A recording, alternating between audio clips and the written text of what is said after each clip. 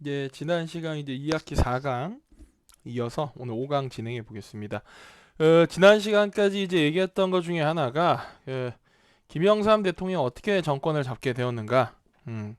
우리가 그 9차 개헌을 통해서 직선제를 도입하게 되었지만 민주화 세력인 이 김영삼 대통령과 김대중 대통령이 당시에 단일화 후보로 나오지 못하고 이 민주화 세력이 분열되게 됨에 따라서 노태우가 이 군사 독재 출신이지만 어부지리로 13대 대통령을 하게 됐다고 얘기했었죠, 그렇죠? 그리고 나서 이제 김영삼 대통령은 자신이 이끌고 있던 정당, 민주화 세력 정당과 그리고 군부 독재 세력이었던 노태우를 배출한 민주정의당을 이제 합당을 시킵니다. 그리고 여기 김종필이라고 하던 인물의 정당까지 합해지면서 이 3당 합당이란 거를 통해 가지고 그 다음번 이제 대통령 선거에 김영삼이 나와서 당선이 되게 되지만 그러면서 이제 그 군부 독재가 종식이 되고 이제 민간인 출신 대통령을 30년 넘게 만에 다시 이제 맞이하게 되지만 안타까운 거는 김영삼 대통령과 노태우 그리고 김종필의 3당 합당으로 인해서 민주화 세력과 군부 독재에 협조하고 부역했던 그 세력이 섞여버리는 그런 이제 좀 안타까운 현상을 낳게 됐던 겁니다. 자, 어쨌거나 저쨌거나 이제 93년부터 이 김영삼 대통령은 이제 김영삼 대통령이 이제 집권을 하게 되었고 그 원래 보면은 이렇게 그 대통령이 이제 배출되게 되면은 그 뭐 그 대통령 이름을 써가지고 정부를 얘기하거든요. 뭐 예를 들어서 뭐 전두환 정부면 뭐 전두환 정부, 뭐 노태우 정부면 노태우 정부 이런 식으로 하는데 김영삼 정부 때부터 그 이제 어떤 그 정부를 대표하는 어떤 간판을 달게 됩니다. 그래서 이제 이 김영삼 대통령의 정부는 그 이전까지 있었던 그 군부 독재 세력을 이제 종식시키고 이제 민주화 세력이 이제 그러니까 한마디로 이 호반무자를 써서 이 무치가 아닌 이게 아닌 문에 의한 통치다라고 해서 정부 이름이 문민정부라고 이렇게 이름을 지었습니다. 문민정부라 지었고 이후에 이제 쭉 얘기를 해보자면 이후에 김대중 정권에 들어서는 이름을 이제 처음에 김영삼 정부가 문민정부잖아요. 문민정부면 이제 김대중 정부는 국민의 정부라고 이제 이름을 지었었고 그리고 이제 노무현 대통령의 이제 정부는 참여정부라고 이름을 짓습니다. 이렇게 이제 쭉 이름을 이렇게 이어오다가 김영삼, 김대중, 노무현 이어오다가 그 다음에 이제 대통령인 이명박 정권부터는 다시 이런 이름을 쓰지 않고 그냥 이명박 정부라고 대통령 이름을 써서 그 정부를 나타나게 되는 걸로 바뀌었습니다. 자, 김영삼 정부 어떤 일들을 추진했냐? 자, 김영삼 정부가 지금 여기 보면 했던 일들이 쭉 나와 있는데 여기에 이제 없는 것 중에서 아주 이제 좀 대표적으로 볼 만한 게 바로 뭐냐면 하나회 청산 이 사건이라 봐야 되나? 하나회를 청산했다는 겁니다. 여러분 그 하나회가 뭐였습니까? 하나회는 그 전두환이 육사 11기로서 전두환을 중심으로 해가지고 육군사관학교 내 그 엘리트 장교들을 중심으로 만들어졌던 군대 내에 있는 사조직이라 그랬죠, 그렇죠? 하나회를 중심으로 일어났던 신군부 반란 쿠데타가 바로 12.12 군사 반란이 되는 거죠, 그렇죠? 한마디로 이제 하나회가 이 세상에 존재해서는 안 되는 군대 내 사조직이에요. 그런데 이제 전두환 같은 경우에는 하나회를 통해서 권력을 잡았고 노태우 역시 하나회 소속이었고 그래서 이제 전두환 정권과 노태우 정권 내내 하나회들은 계속해서 승승장구하게 됩니다. 자, 그리고 이제 김영삼 대통령이 이제 권력을 잡게 되었는데 김영삼 대통령은 이 하나회를 내가 뭐 해야겠다. 청산해야겠다. 군인이 나라를 지키고 국가와 국민에게 충성을 다하는 게 군인의 본분인데 왜 군인들이 사조직을 만들어 가지고 자신들의 어떤 그 개인적인 사리사욕을 취하려고 하는가? 하나회가 존재함으로 인해서 12.12 같은 군사 반란도 일어나게 된 거 아니냐. 그래서 김영삼 대통령은 이 하나회 청산을 하려고 하는데 아주 비밀스럽게 추진을 해요. 일단은 어떻게 하냐? 비하나회 출신 이 육군 출신의 이 장군들 중에서 권영애라는 사람을 갖다가 이제 국방부 장관으로 임명을 합니다. 임명을 하니까 하나회들은 처음에 이제 뭐야? 국방부 장관이 새로 임명이 됐는데 저 사람은 우리 하나회 출신이 아니네? 대통령이 하나회 출신이 아닌 사람을 국방부 장관에 앉혔네? 이렇게 그냥 생각했어요. 그리고 나서 이제 이 김영삼 대통령이 취임한 지 11일 만에 이 권영희 국방장관을 불러서 독대를 하면서 직접 이제 1대1로 만나면서 이 김영삼 대통령이 경상남도 거제 사람이거든요. 그래서 사투리를 썼겠죠. 경남 사투리를. 군인들은 뭐 그만둘 때 뭐 사직서를 따로 받습니까? 뭐 이렇게 물어봤어요. 그러니까 권영애 국방장관이 아닙니다, 각하. 군인들은 언제나 나라와 또 국가에 충성한다는 각오로 그만두라고 명령을 내리신다면 언제든지 그만둘 준비가 되어 있습니다. 그러니까 이제 김영삼 대통령이 그러면 뭐 잘 됐네 이러고는 바로 2명의 모가지를 날려버립니다. 누구를 날리냐면은 당시 이제 최고의 그 군대 내 권력자라 볼 수 있는 육군 참모총장과 그리고 또 한 명은 이 국군의 모든 그 기밀, 군사 기밀들을 또 정보, 방첩 이런 활동을 하는 군대 내 최고 권력 기관 중에 하나인 국군 기무 사령부의 기무 사령관 이 두 사람을 다 이제 잘라버립니다. 당신들 아웃이야, you fired 하는 겁니다. 왜냐하면은 이 두 사람 다 어디 출신이냐? 하나회 출신입니다. 그래서 이 두 사람을 이제 쫓아내는 것부터 시작해가지고 3개월 만에 취임한 지 3개월 만에 하나회 출신 장교가 한 40명 정도가 이제 옷을 벗게 됩니다. 직접적으로 날린 you fired에서 잘라버린 하나회 출신 장성이 18명이고 그냥 이제 알아서 이제 분위기 보고 내가 옷 벗고 나가야겠다 했던 이 별들이 40명 정도에 달할 정도로. 그러면서 이제 군대 내 별을 달고 있는 장성급의 이 하나회 출신 장교들은 다 이제 나가리 된 거예요. 나가리를 말씀은 안 되지. 다 그냥 다 숙청을 한 겁니다. 청산을 한 거죠, 그렇죠? 자, 그리고 나서 김영삼 대통령은 뭐 이쯤에서 그만두려고 했던 것 같아요. 근데 문제는 국방부 장관 권영애 같은 사람들이 비하나회 출신으로서 서러움을 많이 받았던 거예요. 그동안 군대 내에서. 그래서 하나회 하면 아주 이를 갈고 있습니다. 그래서 이걸로 안 된다. 이제 장성들 다 날렸으니까 장성 밑에 뭐가 있습니까? 계급장 요렇게 생긴 거 달고 있는 사람들. 여러분 서든어택 하면 알잖아요. 요 계급장이 뭐야? 이게 이제 푸른 대나무 이파리가 8방향으로 있는 건데 요게 이제 하나면 이게 소령, 이게 2개면 중령, 이게 3개면 대령이 되는 거죠. 그렇죠? 즉 이런 소령, 중령, 대령이기 때문에 이 사람들을 영관이라 부릅니다. 영관급 장교들도 하나회 출신들 다 날려야 된다. 막 이제 대통령을 부추기는 거지, 그치? 대통령은 뭐 이만하면 됩십니다. 뭐 이렇게 생각을 했는데 문제는 이제 그 당시 합동참모본부의 작전부장을 했던 이충식이라고 하는 그 소장 투스타가 그 사람 하나회 출신인데 어떻게 자리를 잘 그냥 안 날라가고 잘 버티고 있었나 봐. 이 사람이 이제 그 합참 회식하는 자리에서 유리컵을 갖고 책상을 탁 치면서 대통령이 말이야, 이런 식으로 우리 군인들을 섭섭하게 대접하면 안 되지! 뭐 이렇게 화를 낸 거예요. 그 소식을 이제 김영삼 대통령이 전해 듣고 안 되겠다. 그냥 하나회는 모조리 다 옷을 벗겨야겠다. 그래가지고 이제 뭐 영관급 장교들까지 다 이제 하나회에 소속돼 있던 사람들은 다 이제 옷을 벗고 나가게 되고 그나마 이제 남아있는 사람들도 불문율이 별을 절대 달지 못하도록 아무리 승진을 해도 영관에서 끝나도록 별은 절대 못 따도록 하나회 출신들은 그렇게 이제 제한 조치를 걸어서 군대 내에서 하나회를 이제 청산을 하게 되는 엄청난 이 업적을 거두게 됩니다.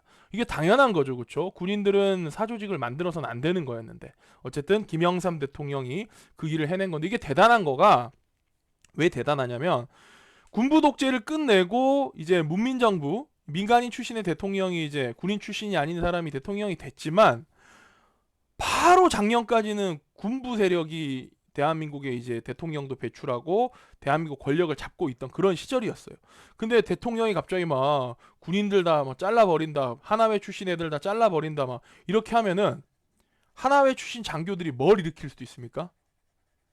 그쵸. 12.12 쿠데타 같은 또 하나의 군사 반란이 또 일어나지 말라는 법이 없어요. 그러니까 김영삼 대통령은 한마디로 자기 자리를 걸고 이 군대 내 사조직인 하나회를 청산했던 거죠. 그 군인이 말이야, 그 참 여러분들 자기의 본분인 그 이 뭐랄까 나라를 지키고 국가에 충성하는 국민에게 또 봉사하는 그런 이제 정신이 있어야 되는데 안타깝게도 참 우리나라의 그 현대사의 이 모습은 좀 그러지 못했던 게 많죠, 그렇죠? 박정희 대통령도 그렇고 또 전두환 대통령도 그렇고 군인으로서 그 군인의 힘을 악용해가지고 이제 자신의 권력을 차지하는데 이제 악용했던 그런 일들이 있었습니다. 안타깝죠. 제가 이제 개인적으로 좀 존경하는 군인이 있어요. 뭐 우리나라에도 있겠지만은 이제 어떤 분을 제가 존경하냐면은 그 노먼 슈워츠코프라고 하는 그 미국 군인이 있습니다. 미국의 육군 대장이에요, 대장. 지금은 돌아가신 분인데 미 육군의 이제 중부 사령관을 했던 사람인데 이 노먼 슈워츠코프라는 사람이 이제 왜 제가 존경하냐면 이 사람이 군인으로서 되게 유능했습니다. 군인으로서 군인 유능해서 91년에 이라크라는 나라가 그 쿠웨이트라고 하는 조그만 나라를 이제 공격해서 점령한 적이 있었어요. 그래가지고 이제 이라크군하고 이제 이 쿠웨이트를 돕는다는 명분 하에 여러 이제 뭐 미국과 영국과 프랑스 이런 나라의 그 부대들이 다국적 군이라는 걸 만들어서 이제 이라크하고 전쟁을 벌였었거든요.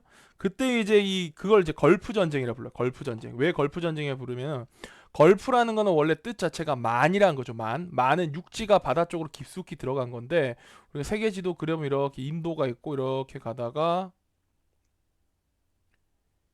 이렇게 있죠. 여기가 이제 아라비아 반도고 여기는 요 바다가 이게 페르시아만이에요. 페르시아만. 요 페르시아만 안쪽에 요 끝에 있는 조그만 나라 이게 쿠웨이트야. 쿠웨이트. 이 쿠웨이트를 이라크가 여기 있다만 나라인데 이라크가 이게 침공을 한 거예요. 그래갖고 이제 여기가 이제 페르시아만이니까 여기가 이제 걸프에서 일어난 전쟁에서 걸프전이라 그러는데 이때 걸프전에서 이제 이 걸프전의 다국적군을 지휘했던 사람이 노먼 슈워츠코프라는 장군인데 이 양반이 아주 이제 전략 전술에 능해가지고 뭐 현대전의 경험도 많고 막 월남전에도 참전했었고 막 이 사람이 미국의 전사자 수는 140명대로 딱 제한을 하고 이 이라크의 이제 이 군인들은 25만 명을 이제 사살하면서 뭐 사람을 많이 죽이게 대단한 게 아니고 아군의 피해를 이제 아주 최소화시키면서 적군의 피해를 극대화시켰으니까. 그리고 이제 이때 당시에 이제 이 사람이 현대전에 나오는 온갖 전자 장비들을 다 씁니다. 여러분들 그 스타크래프트 하면 나오는 EMP 쇼크 알죠? 빵 쏘면은 갑자기 막 전기 장치들 다 마비되는 뭐 일렉트로닉 뭐 마그네틱 뭐 좀 이런 EMP 있잖아요. 그런 거 이제 쏴가지고 막 그 이라크군의 전자장비들을 막 무능화 시켜버리고 그래서 이제 걸프전을 승리로 이끌었던 대단하신 장군인데 왜 특히 더 멋있냐면은 이 노먼 슈워츠코프 장군이 이제 나중에 이제 군대에서 전역을 합니다. 대장으로 별 4개 달고 사성 장군으로 전역을 했는데 미국이라는 사회는 군인이라고 하는 존재에 대해서 어떤 존경심을 갖는 게 우리나라보다 훨씬 더한 국가예요. 뭐 여러분 미담에 보면은 군인이 밥을 먹고 있으면 막 다른 시민이 와가지고 밥을 대신 막 사주고 돈을 계산해주고 가기도 하고 비행기 탈 때 이제 군인 자리가 없으면 일반 시민들이 당신이 있어서 우리가 안전을 보장받는 겁니다 하고는 고맙습니다 하면서 비행기 좌석을 막 양보해 주기도 하고 그런 이제 미담들이 많이 나오잖아요. 우리나라에 이제 군인 가면 군발이 새끼 존나 불쌍하다 이렇게 되는데 어쨌든 미군이라는 나라가 이제 군인에 대한 존경심이 많은 국가고 대우를 잘해주다 보니까 그냥 군인도 아닌 사성 장군의 걸프전을 승전으로 이끈 이 노먼 슈워츠코프 장군이 이 전역을 했을 때 각 정당에서 자기네 정당으로 이 사람을 이제 데리고 가려고 아주 애를 써요. 한번 그러니까 쉽게 말해서 우리나라식으로 얘기하자면 이제 뭐 장군님 이제 국회의원 한번 하셔야지요 막 이런 식인 거야. 근데 이 노먼 슈워츠코프 장군은 모든 정치적인 어떤 러브콜들을 다 거절하고 군인은 그동안 군인으로 복무하면서 국가와 국민을 안전하게 지켰으면 내 할 소임을 다한 거다. 나 이제 쉬고 싶다. 그래가지고는 그냥 정치에 입문을 하지 않습니다. 전역하자마자 플로리다로 내려가서 플로리다 이제 템파라고 하는 곳에서 여생을 보내다가 돌아가셨어요. 아주 훌륭하신 분이죠. 그러니까 정치적인 야심이나 욕심이 없었고 군인으로서 매우 유능했기 때문에 그런 이제 군인관이 저는 멋있는 겁니다. 그래서 제가 개인적으로 존경하는 분입니다. 노먼 슈워츠코프 장군. 자, 어쨌든 이 김영삼 대통령은 집권을 하고 3개월 만에 하나회를 청산했습니다. 자기 정치 생명을 걸고 한 거지. 군인들이 이제 아까 얘기했다시피 또 쿠데타 일으키면은 대통령 쫓겨날 수도 있는 건데 그거 이제 감안하고 막 됐다 이래가지고 이제 하나회 날려버린 겁니다. 자, 그 다음에 김영삼 대통령이 또 했던 대단한 또 사업이 뭐냐? 금융실명제라는 게 있어요. 금융실명. 자, 이게 뭐냐? 90년대 이제 그 무슨 아이돌 같은 연예인 이런 걸 대상으로 뭐 이렇게 뭐 인기 투표 같은 거 하잖아요. 그렇죠? 뭐 국민이 가장 뭐 좋아하는 사람, 뭐 지금 치면 이제 뭐 유재석 이런 사람 나올 거 아니에요. 그렇죠? 또 뭐 2000년대 초반에는 김국진이라는 분이 또 그렇게 인기가 많았거든. 근데 94년 뭐 93년 이렇게 김영삼 정부 초기에는 대한민국 국민들이 사랑하는 사람 하면 1위가 누구였냐? 김영삼 대통령이야. 김영삼 대통령. 사람들이 김영삼 대통령 엄청 좋아하는 거야. 그 김영삼 대통령이 그렇게 인기가 있는데 그 배경에는 바로 지금 얘기할 금융실명제라는 제도가 있습니다. 자, 금융실명제는 뭐냐? 우리나라에서 원래 이제 이 금융 거래를 하기 위해서 통장을 개설하죠. 그렇죠? 통장을 개설할 때 실명이 없어도 자기의 진짜 이름이 없어도 통장을 개설할 수 있었어요. 무슨 말이냐면은 익명, 이름을 밝히지 않아도 통장이 만들어져요. 무기명 통장인 거야. 그냥 이름이 없어. 통장 주인 누구야? 아무개인데요. 이름이 없는데요. 이거야. 또는 차명, 남의 이름을 빌려서 통장 만들어도 돼요. 내가 예를 들어서 금융거래를 하는데 내 재산을 국가가 파악하게 하고 싶지 않은 거야. 그래서 그냥 뭐 선생님이 회사하는 사장님이면 내 밑에 있는 직원을 데려다가 야, 네 이름 좀 빌려서 통장 하나 만들자. 그래서 차명 통장을 만들기도 하고. 또는 가명. 진짜 막말로 이런 동네 저축은행 같은 데 가가지고는 이름을 홍길동 쓰고 통장 만들어도 별 문제가 없었어. 물론 이제 홍길동 정도 하면은 좀 이상하니까 물어보겠지만은 뭐 이름을 내가 안민호인데 내 이름을 안민호로 하지 않고 내가 뭐 안만호, 뭐 김만호 이렇게 했다. 뭐 김민우 했다. 그런다고 해서 뭐 통장 못 만드는 게 아니야. 한마디로 익명, 차명, 이름을 밝히지 않고 이름을 빌리고 가명, 없는 이름 아무거나 지어내서 금융 거래를 해도 문제가 안 됐어요. 자, 그러면 어떠한 문제가 생길까? 이런 식으로 막 금융 거래가 돈이 어디서 얼마가 가고 누가 얼마를 갖고 있는지 이런 거를 국가가 전혀 파악할 수가 없는 거잖아요. 지금은 완전 다르잖아. 지금은 은행 가가지고 통장 만들려고 그러면 어떻게 해야 돼? 자기 신분증 다 까고 본인 맞는지 인증한 다음에야 통장 만들어 주는 거잖아요. 근데 이때는 이제 그런 거 없어도 됐어. 그냥 아무나 가서 그냥 나도 어릴 때 금융실명제 하기 전에 그냥 통장 만들었던 것 같아. 어떤 식으로 만들었냐면은 선생님이 나 국민학교 출신이거든. 근데 국민학교 1학년 때인데 그때는 학교에서 어린이 저축 습관을 기른다고 우체국에다가 통장을 단체로 만드는 게 있었어. 그럼 지금 같으면 개인 통장 만든다 그러면 어떻게 하겠어요? 다 여러분들 주민등록등본 떼가지고는 개인 신분 확인한 다음에 통장 만들겠지만 그때는 어떤 식이냐면은 담임 선생님이 얘들아 내일 통장 만들 거니까 집에서 500원 이상씩 갖고 오세요 이렇게 하는 거야. 그럼 이제 우리가 500원씩 들고 가잖아. 그럼 담임쌤이 비닐봉지에 500원을 걷어. 그리고는 자 얘들아 저기 도장을 하나씩 파야 돼 하고 학교에서 단체로 도장을 파요. 나무 도장 싼 걸 판 다음에 담임쌤이 그걸 우체국에 넘기면 우체국이 그냥 알아서 통장을 다 만들어줘. 내 이름 안민호라 써내면 안민호 통장 만들어주는 거야. 그 내 본인인지 아닌지 확인도 안 해. 그 심지어 그 통장을 담임쌤이 그냥 갖고 계세요. 우리는 그냥 매달 저축의 날이 되면은 뭐 저축할 돈을 이제 그냥 담임쌤한테 드리면 돼. 그럼 담임쌤이 그 돈을 다시 우체국에 넘기면 우체국에서 알아서 입금을 해주는 거야. 그런 식의 사회였어. 대강 뭐 대충 그 깔 거 뭐 그냥 뭐 하면 되지 뭐 그렇게 뭐 이런 식의 사회다 보니까 국가가 누가 얼마를 갖고 있는지 전혀 파악도 되지 않고 내가 지금 이 국가가 저 새끼들한테 세금을 제대로 걷고 있는 게 맞는지 전혀 파악도 안 돼. 예를 들어서 우리가 부모님이 돌아가시게 되면 자식들이 부모님의 재산을 물려받게 되잖아요. 그 우리가 뭐라 그럽니까? 그걸 상속이라 그러죠. 상속을 받게 되면 상속에 대해서 세금을 내야 돼요. 근데 지금은 이제 돈이 어디서 어디로 얼마가 넘어가면 1천만 원 이상이 넘어가게 되면 바로 국가에 신고가 들어가게 됩니다. 은행에서. 근데 이때는 그런 거 없어. 그냥 뭐 상속세 안 내고 싶으면 가명으로 통장 만들어 거기다가 돈 입금시키고 그 가명 통장을 갖고 자식이 은행에 간 다음에 돈 찾으면 되는 거야. 개판인 거지, 그치? 자, 그런데 그러다 보니까 국가에서 막 새는 돈들도 많고 이때는 또 뭐 금융의 흐름을 국가가 파악을 못하니까 또 뭐 하기도 좋냐? 이 탈세하기도 좋지만 정치인들이 뇌물을 받기도 되게 좋았어요. 야, 지금은 뇌물 주려면 어떻게 해야 돼? 다 뭐 사과 상자에다 돈 넣어서 이렇게 막 현금으로 갖다 줘야 되잖아? 이때는 그냥 뇌물 통장에다 돈 입금하고 통장 주면 돼. 아유, 내가 만약에 내가 예를 들어서 어떤 정치인에게 뇌물을 주고 싶다. 그럼 통장을 국민은행에 가가지고 뭐 김동식이라고 가명으로 통장 하나 만드는 거야. 그 다음에 그 통장에 돈을 갖다가 한 100억 넣은 다음에 그 통장 이제 만들 때 썼던 도장이랑 그 통장 갖고 그거 통장이랑 도장만 그냥 정치인한테 뇌물로 주면 정치인이 그거 갖고 가서 찾으면 되는 거예요, 그냥. 그러니까 이제 뭐 뇌물도 엄청나게 주고받고 뭐 말도 아니었던 거지. 그래서 이제 김영삼 대통령은 이런 금융을 실명으로 거래하지 않게 하는 것들이 국가에 세금을 걷는 조세 정의에도 부합되지 않고 특히 공직자들이 뇌물을 받아서 부패할 수 있다. 그래가지고 무조건 앞으로 금융은 실명제, 자신의 이름을 실제로 까고 신분증 검사 다 한 다음에 거래를 하게끔 하는 것이 맞다. 금융실명제를 도입하겠다라고 마음을 먹으셨던 거지. 대단한 마음입니다. 자, 그러면 이제 금융실명제를 어떻게 도입했냐? 그 도입 과정을 이제 설명을 할 건데, 그거는 이제 지금 시간이 조금 지났기 때문에 다음 시간에 계속 이어서 한번 해보겠습니다, 여러분.